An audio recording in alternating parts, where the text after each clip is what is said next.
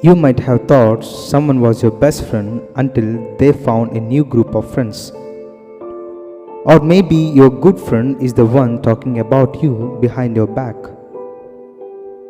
Or maybe he or she is the friend who made fun of you in a room full of people.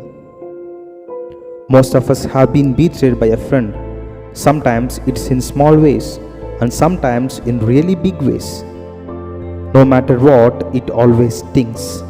We are not alone. Jesus was betrayed by his friends too.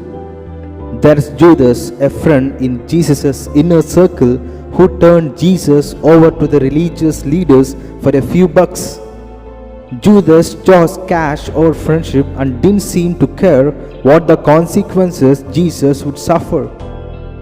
But Judas wasn't the only one who turned his back to Jesus. When Jesus was arrested, his closest friends deserted him. They were scared of getting caught themselves, and so they left Jesus to face things on his own. Actually, there was one friend who stuck around for a little while anyway.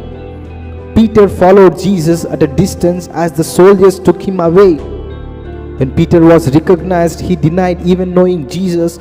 Not once but 3 times Peter said, "I don't know the man." Imagine what Jesus must have felt when his friends were nowhere to be found when Peter turned his back on him. Hurt, disappointment, upset, Jesus chose to experience each one of those emotions. If you know what that feels like, you are not alone. Jesus has been there too. Tell him about what happened and tell him why it hurts.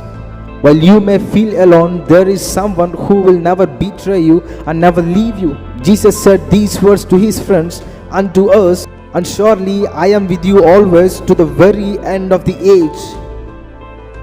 Dear friends, you are not alone. We are not alone. We have a God who understands what we are going through and has promised to be with us in every trial of life. Deuteronomy chapter 31 and verse 8 says, "The Lord himself goes before you and will be with you. He will never leave you nor forsake you. Do not be afraid, do not be discouraged." We belong to God. He sees us.